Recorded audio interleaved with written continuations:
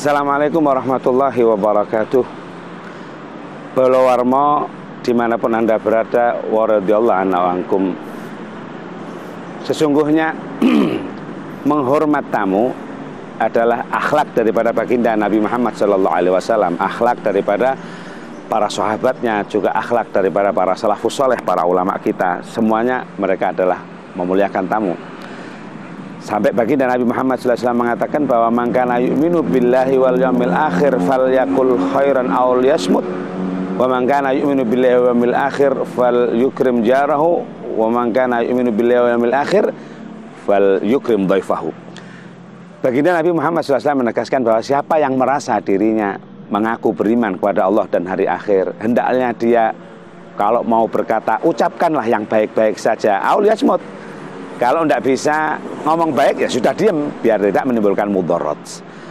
Kemudian kata Nabi, siapa yang mengaku dirinya beriman kepada Allah dan hari akhir, maka muliakanlah jarahu, tetangganya. Ini satu syarat gitu ya. Jadi orang kalau bertetangga dengan orang lain, berhidup di lingkungan masyarakat, maka tolak ukur dia iman atau tidak tergantung seperti apa dia bisa memuliakan tetangganya. Semakin dia bisa memuliakan tetangga, semakin saat itu juga kita bisa mengukur seberapa tinggi iman seseorang. Demikian juga yang menjadi garis bawah kata baginda Nabi, siapa orang yang mengaku dirinya beriman kepada Allah, mengaku dirinya iman dengan hari akhir, maka fal yukrim dhaifahu, ketika didatangi tamu, datang sanak saudaranya, datang temannya atau handetolannya, maka fal yukrim kata Nabi, buktikan iman tersebut dengan memuliakan tamu. Maka di sini kita bisa lihat bagaimana baginda Nabi SAW memposisikan tamu tersebut sebagai satu syarat. Seberapa tinggi iman, seberapa banyak ibadah seseorang, seberapa bagus amal seseorang, tapi kalau tidak bisa memuliakan tamu, nilainya imannya tipis kata baginda Nabi. Karena itu mari kalau kita setelah berlebaran ada tamu datang tandang ke rumah kita, muliakan kita sebagaimana apa yang dilakukan oleh para salaf. Baginda Nabi Muhammad SAW, kalau kedatangan tamu, beliau tidak mengizinkan orang lain untuk melayani tamunya kecuali diri sendiri. Demikian juga para ulama, bagaimana mereka ini apabila kedatangan tamu, Masya Allah, sampai dikatakan Sayyidina Ali bin Abi Thalib karramallahu wajhah, beliau ini dalam satu riwayat, kalau tidak kedatangan tamu 4 hari saja tidak ada tamu, dia menangis. Sehingga orang-orang bertanya, ya Sayyidina Ali, kenapa jenengan kok nangis?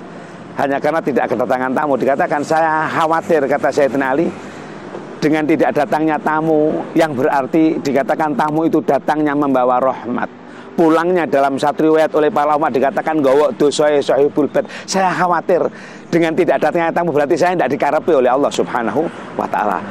Demikian juga apa yang dilakukan oleh para salaf kita. Bagaimana Nabi Ibrahim alaihissalam, Masya Allah, beliau dijuluki Abad Difan, babak daripada tamu, yang mana beliau memang senang kalau dia itu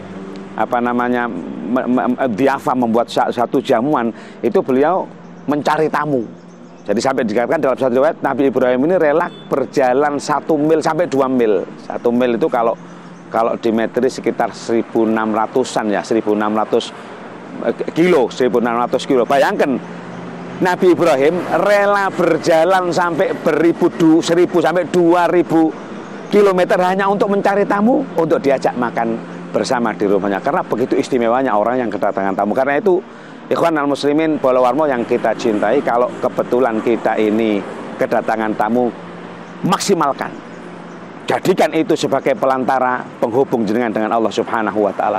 Jadikan kedatangan tamu adalah simbol jenengan mensyiarkan daripada akhlaknya baginda Nabi Muhammad SAW.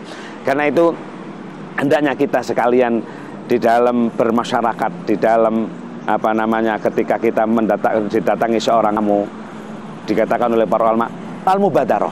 Jadi kalau ada tamu datang, bersegeralah jenengan untuk menjamu tamu tersebut.